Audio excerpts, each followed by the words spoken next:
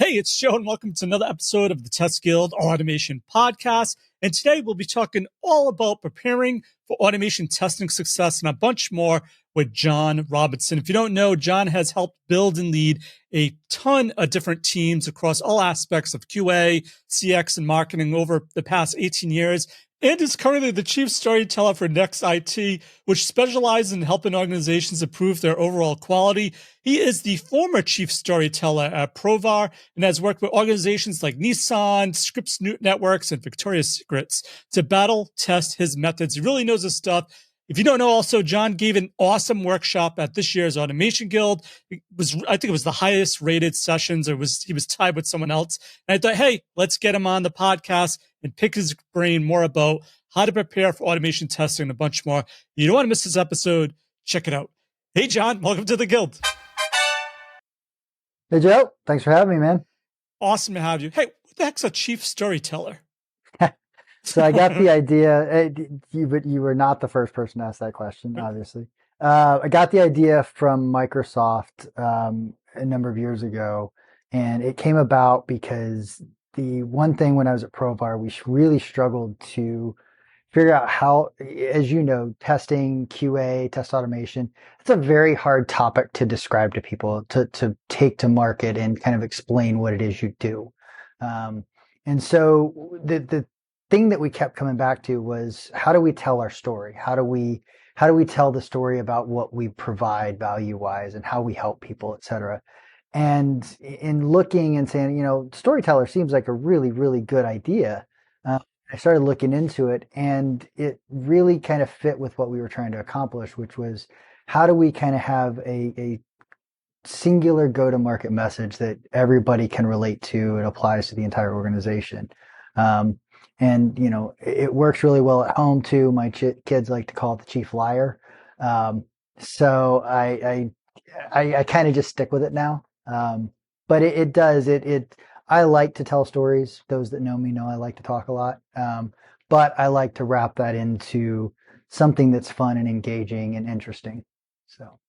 All right, already off the script. So if I'm a tester, it seems like this would be a skill that testers should be good at, because they sometimes are overlooked. So how does a tester implement this? Absolutely. Yeah. This is the one thing that probably relates more than anything. I talked to a friend of mine right after we kind of came up with the title, and he said, it's the one thing that really hit home for him, because in a lot of cases, QA people and testers often have to tell a story about what is the impact of this thing, or how do we effectively test this thing.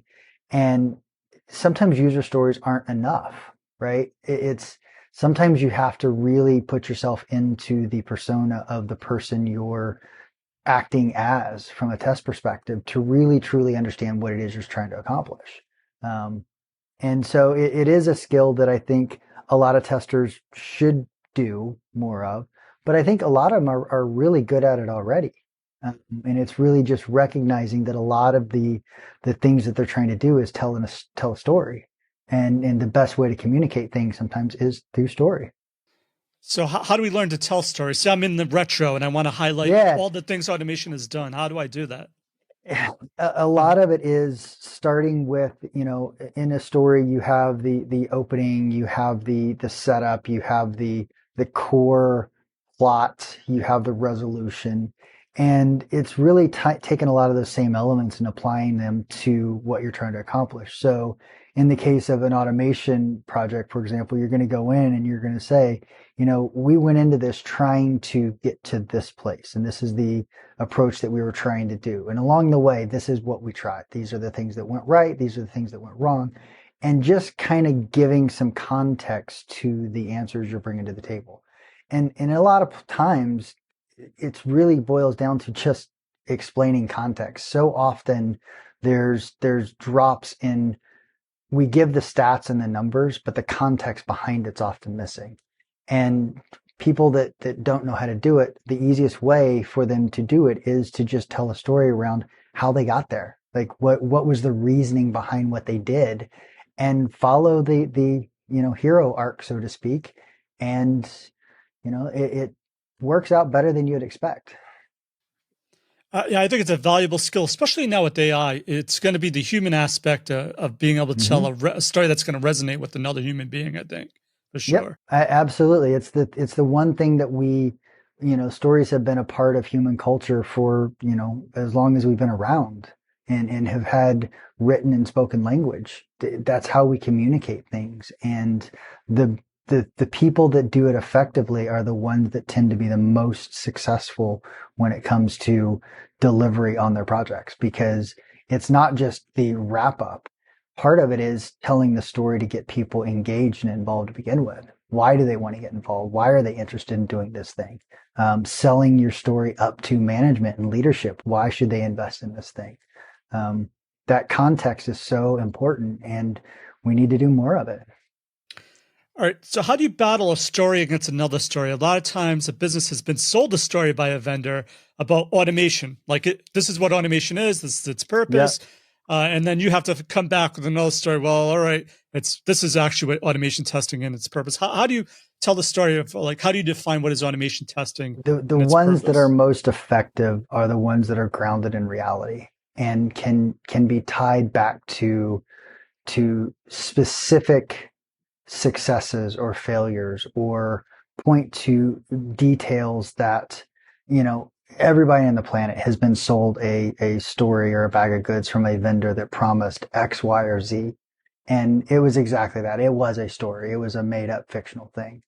But when you're trying to tell that story internally, and you can wrap a personal commentary around that, around, when we did this, this is what we did, and this is the outcome that we saw, and give specific examples where you've seen success or you've seen failure, those tend to resonate more than the marketing speak, so to say, right? They connect better because people relate to things that people do more directly, and can speak to firsthand knowledge of it. So when you ask me a question about something that I just told you a story about, I should be able to give you more detail about that. And if I can't, then, well, maybe there's not much to that story. Absolutely love it. So, are there any misconceptions you've come across about what is automation, or how to think about automation? Oh, See oh anything? yeah, lots of those. I would think the biggest one is the misconception that automation is this magic bullet, and it's going to solve a lot of things overnight. One of the biggest probably challenges that, was when I was at Provar, especially because we were selling an automation tool. One of the biggest roadblocks and barriers we had to get over was this idea that we'd sell you the tool and you'd be effective immediately. And that's not really reality. And no tool can do that, right? It doesn't matter what your solution is. There's always a ramp up time to get to where you want to be, right? And part of that is establishing how do we establish where we want to go? Like, where are we now? What are we trying to accomplish? Where do we want to get to? And then those tools can have a fighting chance of success. But the number of tools and solutions or automation initiatives that I have seen fail because there was absolutely no planning that went into them. We're going to automate this thing, and we got a bunch of either ex developers or really smart guys with Selenium, and we're going to build this new framework and we're going to do amazing things with it. And 6 months later, you have four scripts. You know, sure, you can do a lot more than that, but if you don't know where you're going, you're going to flounder a lot. Absolutely. And that's why I loved your session at this year's Automation Guild. You went over, I think, like part of your session was 90 minutes. It was like a strategy for test automation. And you Yeah, had some key components that you went over, like I think it was like, yeah, scope, risk, analysis, test yeah. coverage, There techniques. was Yeah. a whole. So we basically break it down into four chunks, and it's discovery, design, develop, and deliver. We call it our 4D model, but you can call it whatever you want. But there's really those four phases where you do a lot of your information gathering up front. You understand the story of where you're at when you get there. You decide where do we want to go? What do we want to try and get out of this? What's our goal? Um, believe it or not, this is one of the things that even well-seasoned veterans in the QA and testing space don't really grasp the concept of maturing along the way, because they're like, oh, we're doing automation now, and we're just going to continue doing automation. Well, there's a continuum of that, and there's different things that you can do to improve along the way. And so we put together a maturity model that just kind of helps people understand, where they're at, both from just a general QA standpoint, but also just in the test automation space. Like, how are you moving along that continuum, and are you improving, and are you moving toward what your goals and objectives are as an organization? Because if you're not furthering those, why are you doing it? So I guess, what is that maturity model then? What do you mean, like people aren't growing? So let's walk through. We broke it down into 6 phases. We've got, you're not doing any QA and testing at all, right? You're basically, you've just started some development projects. Now you've done enough work that you need to do some testing. You don't know what that testing necessarily looks like, but you're doing some manual testing. It might be developers, it might be product owners, it might be Joe Blow down the road. Who knows? You realize at a certain point that's not going to cut it. And so you have to do something more. And that's when you start to think about and look at automation. What is this thing called automation? How do we get value out of it? And this is the point where you get the first misunderstanding with automation, is that we're going to start automation and that's going to allow us to get rid of all of our manual testers. And that's, anybody that's done automation, anybody that's done manual testing, very clearly know that's not a reality, because there are things that just don't make sense to automate. But you'll start there, and that's the first kind of proof point that you'll have to get past. You'll start to split now. You're doing some automation, but it's probably still 80% manual for the most part. As you move forward, you might get that more to a 50-50 split. What that looks like from there. Okay, what are we trying to accomplish now? Is it just so that we don't have to spend the time doing the testing? Is it so that other areas of the business can take advantage of the test automation that we have in place, so that now the development processes are a lot more simple? They go a lot quicker. How do we enable other people to contribute to this automation suite that we're putting together, and those initiatives? And now you're starting to get into some of your CI/CD tooling, and how do you work with your DevOps teams and start to flesh that out in a wider set, until you get to the point where you're completely integrated in CI/CD. You check a new test in, it gets run when relevant, right? You've got it now tagged according to when this test should run, based on which features being developed, which areas of the applications are going to be impacted. All of those things are now taken into consideration. That continuum, right? A lot of people get into it and don't understand there's things further down the road that need to be considered. And so they'll go into it, and we talk about, one of the things we talk about is your short-term versus long-term objectives. You go into it and you start building, all of this work, and you start doing all of this automation, but you're not really thinking about the long-term goals for that. And then all of a sudden you realize, oh, well, we need to do this. Well, that means we have to start over, because we weren't considering that. And a lot of this effort that we went into it, you might have chosen a tool, right? And you did your automation based on that tool, as opposed to choosing a tool for the automation you need. Well, that tool might not integrate with your tooling for your DevOps, right? So now most tools are not open compatible with other platforms. And so all the work you just did, whether it was a year or 5 years, you're going to have to start over, because that wasn't a consideration for where you were going to go long term. Because the thing was, our company bought a tool, you use that tool to do your automation. That's a great point. I don't know. Do you recommend people look at roadmaps? Because I work for a healthcare company, and they start off the greenfield. Yeah, it was brutal. Thank God not anymore. But we start with the greenfield application. It was a web app, right? Yeah. And then a year down the road, like, oh, now we need to integrate with a thick client application, so a doctor could dictate notes to this app. And you're like, gosh, this framework is built around totally web. totally threw us off. So was that in the design phase we messed up? Yeah, no, I mean, I think it's so one of the things that I highlight in kind of my process is um, as you go through it, yes, look at your roadmap, look at the things that are known, what are the things coming down the pipe, understand, okay, this is where we ultimately want to get to, but we have to do some stuff right now. What are our options for the short term? Do we preclude any of that stuff? But then as you're going through it, you mentioned, you got midway into this process and you realize, oh, they're getting ready to introduce this new thing that we're not capable of integrating with right now. Like we can't support that. So then you have another question that you need to ask. Is that something that requires, do we need to do that? If we need to do that, what is the impact of that? And can we pivot the stuff we've already done, or is this a new initiative, right? And reevaluating as you're going, as new information becomes available, always do a reevaluation. Because one of the things that you should always consider is sometimes automation is not an effective use of your resources. Like it is not always the right answer.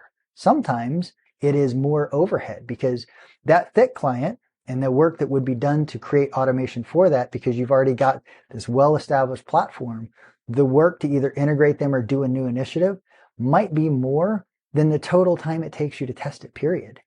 If you're not going to use that for a long stretch of time and for multiple purposes, it may not be worth doing it, right? So then the question is, why are you considering automation for this? Is it just because you've got a well-established automation process that, we automate, and so therefore any new thing introduced, we have to automate? That isn't always the right answer. And I think that's a reevaluation that people need to do as they go through and new things get introduced. No, it's a great point. And once again, there was a team that created this thick client application, just like you said. And we're like, do we even need to test it? It's already been tested. So we got to a point we had to, after multiple stories going back and forth, realize, look, we just need to test up to the point where we send a signal, make sure it's received. They created a little API that would test it. We didn't have to interact with the client application because it's already there. What you just described is 100% what I wish more people would look at, the actual requirements for what needs to be tested, as opposed to I have an application that I have to test through the UI. Because a lot of times an API call on one end or the other is all you need, right? I work a lot in the Salesforce space, and the number of times people will try and test the Salesforce functions and capabilities, the things that Salesforce has built and tested as part of their workflows, when guys, no, you don't need to know how to just create a new lead or a new opportunity. Salesforce has done that 6 days from Sunday. Like there's absolutely no reason to do that. Use the API, make a call, create a new object, and then move on. Like that's all you do. But how do you not get sucked into that's now how a real user would use our application? It's like, oh my gosh, it's maddening. How do you handle that objection? I think it's understanding so you look at it through the lens of, if you look at most test cases that are put together, and I challenge you to do this exercise on any test case that you have in your suite. 60% on average of that test case is not the actual test. It's just getting ready for the test. It's all the data prep that you have to do. It's navigating to the right screen. It's all of this stuff that has to get there. And so, you're doing a lot of things that really aren't actually the testing. So if you're going to treat it as a real user would treat it, you have to start splitting your test cases into two different things. One, you have the functional testing, which is, this is how the thing was built. The developer said they were building this thing, and I'm testing to make sure that they built that thing. That is one set of test cases based on your user stories, functional requirements, etc. Totally makes sense. But the other side of that is, how does a user actually use it? That regression suite that a lot of people just tend to migrate from their functional tests into a regression suite, really, if you stop and think about what you're trying to accomplish, should be here's a list of all of the functionality that a user is supposed to be able to do within our system. it's a pretty static test suite, right? As new things get added, you add new functionality. As things get deprecated, you take it out. But those things should align with how the user uses the system. Sometimes those will align with your functional test cases. Not often, but that test suite is static. And looking at it through that lens, that's a different set of testing, though, than the functional test that a lot of people say, oh, we do in-sprint automation. Really? Because how's that working out for you? Because I bet about 70, 80% of that's maintenance. Like your actual testing is probably pretty low. So what do you mean by that? It's so you don't recommend in sprint automation, or do you recommend being N plus one? I like N+1 or even later for automation purposes, depending on what you're trying to accomplish. Okay. Right. So if you've got an application or a system that lends itself very nicely and you've got a strong development team that can hand off things to you that are not going to change, then great. In-sprint automation is a noble goal. I think it's the where we should desire to get to. The realities of that, though, are think of how many projects you're on where you come in and in sprint 1, you develop a feature, and in sprint 2, you realize they left out a bunch of the pieces of the user story or functional requirements. And so now they have to make adjustments and changes to that. Well, now your test's got to change. And then, you come back into it, and in part 3, they're like, you know what? That actually doesn't work the way we thought it was going to work. We need to make a change. So over the course of 4 or 5 sprints, every single time that functionality changes. How much like actual net new automation are you doing versus just maintenance in that scenario? And that happens on so many user stories and so many pieces of functionality that in isolation, you don't realize it's happening. But when you step back and look at actually how much time are you doing new things and creating new tests as part of that in-sprint automation, because those things weren't done. It happens all the time. Yeah, absolutely. So it's hard to, balance between the optimal and where you're at. So how do you avoid tech debt in that case? That's what people would come back for. Well, no, tech debt will build up, and once it's automation, they're going to be like, forget about it. It's too much. They're not going to focus on testing test debt. It's going to be pushed down and down and down until you're kind of in a jam. This is where I like to focus. If you're going to start on automation, focus on regression and focus on building test suites that test the functionality from the end user's perspective as if it is all said and done. That means often, unfortunately, waiting until the end to build some of that automation. But let's talk about another fallacy or misunderstanding about automation's value to a development project. Its value is not to the version that you're pushing out right now. That is not your value. The value for automation and regression in the long run is the next version, so that it cuts down on the time you have to spend on the next go round doing all the work that you did this time, right? So the work and effort you're doing now, sure, it might save you a little bit during this release or this particular version, but the reality is its real value is the next one. And that's where a lot of people misunderstand where they're getting their actual value from. So I would rather push the automation to later in the process where things are more stable, less maintenance costs, less rework costs, and then spend it so that when I'm running it the next time, I know I'm actually running a valuable test, which allows me to skip the tech debt part because I'm not worried about testing the individual changes that they're making. I'm worried about testing the functionality that is supposed to be there and in place. And so when you make a change the next time, does it still work? Right? Did you break anything? So the benefit more is it's a safety net that developers have confidence in knowing if I push code, I know I have strong tests out that will give me some sort of confidence in knowing, okay. Because you're right. Tech debt in and of itself, nobody goes back and tests that. Like it's stuff that developers do on their own, off to the side, when they have the bandwidth to do it. And it's not something that normally justifies it.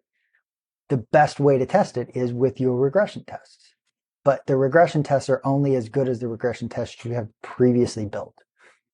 If you don't already have them, Absolutely. So how do we measure then how we're doing? Like, how do we have a pulse on it? Do you have like, I know buzzwords ROI, but everyone wants about like wants to tell a story about ROI or, yeah. how what they saved or what they did for the company. How I does that work? mean, those are all.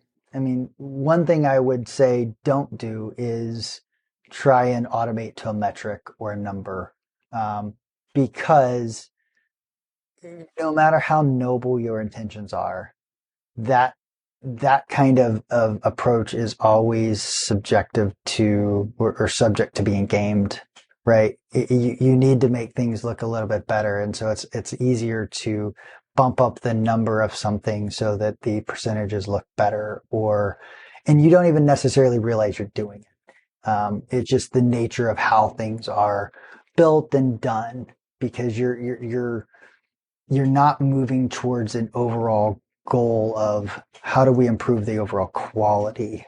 Um, this is one of my biggest challenges just with QA in general is how do you measure quality, right? How do you actually give something so that you can say we are improving? Um, one thing that I've done is in the past I've taken the approach where forget I don't care about bugs during the development process. I don't care how many bugs you come up with. In fact, we went so far as to call the development type bugs things that come up during the development process all the way up and through staging. If there was something that came up through that point in time, I just called them an issue that the developer and your development team and QA team fix together, call it a day. What I cared about, the only number that really mattered is how many things escaped into production, right? Once a bug, that's a bug. If it's out in the wild, that's a bug.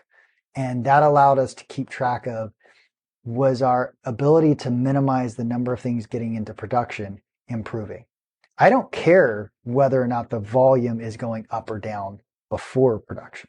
What I cared about was once we got to production, because you're never going to catch every bug, right? Anybody that says we're going to have a perfect release and you should have caught that bug because you were responsible for it, it's a pipe dream. You're never going to do that. But are we catching more or less getting out? That's the important thing. How severe were those issues that were getting out? What was the impact on the business? And those were the kind of metrics that I cared about because those told me the things that we're doing before we get to production, those are working, right? If I'm finding a bunch of stuff before, but yet I'm still getting a bunch of P1 level bugs reaching production, I'm not really improving all that much before I get there.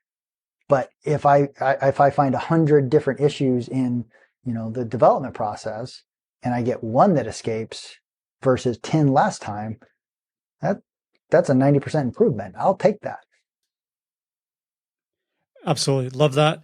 So, besides being able to measure and know how you're doing better at, I find that sometimes actually managing the whole testing process can be kind of daunting, especially with a lot of open source tools. It's almost like back in the day when I had a vendor tool, I had like an end-to-end test management that was able to keep track of all the requirements. It was all seamless. So any thoughts on test management nowadays in agile environment?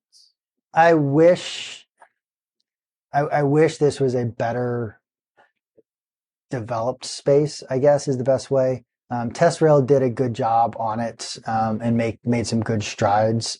The new guys, it's kind of stagnated since they took over. I think the Gurat guys went and did Testmo, and it built a pretty good platform there for test management. But to your point about like multiple open source tools and all these different things, one of the things that I found to be a successful way of looking at it is to treat your different tools that you use as their own development projects in and of themselves and give responsibility to the teams to build and own that platform. Because at the end of the day, it is whether you're doing manual or automation, it's still a creation type project, right? It's still a development project.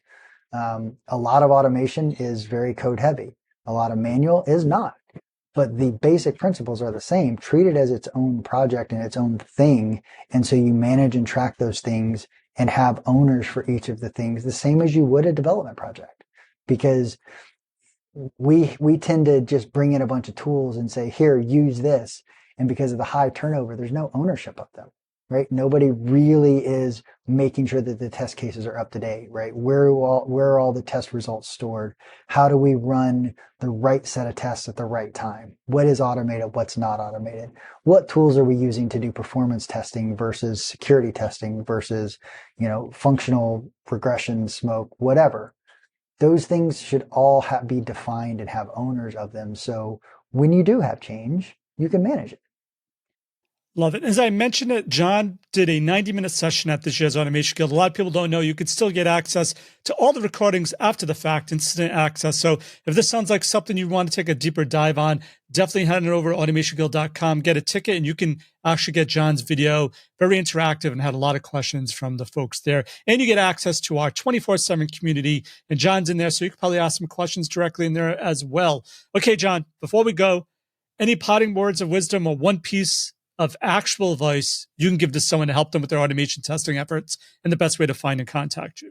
I would say best piece of advice is don't just automate for the sake of automating. Go into it with a plan. Take the time up front to really think about what you're trying to accomplish. A little bit of time and energy spent trying to establish a plan is way more effective than just blindly jumping in. You'll save yourself a lot of heartache. But beyond that, you can find me on the Heartbeat community. You can find me on whatever they're calling what used to be called Twitter these days, Jumpman COL. Find me on LinkedIn under Jon Robinson, Nekst IT. And love to chat about this stuff. So if you are interested, just holler and we'll talk for days on end, I promise. Thanks again for your automation awesomeness. The links to everything of value we covered in this episode, head on over to testguild.com/A494. And if the show has helped you in any way, why not rate it and review it in iTunes? Reviews really help in the rankings of the show, and I read each and every one of them. So that's it for this episode of the TestGuild Automation Podcast. I'm Joe, and my mission is to help you succeed with creating end-to-end, full-stack automation awesomeness. As always, test everything and keep the good. Cheers. Thanks for listening to the TestGuild Automation Podcast. Head on over to testguild.com for full show notes, amazing blog articles, and online testing conferences. Don't forget to subscribe to the Guild to continue your testing journey.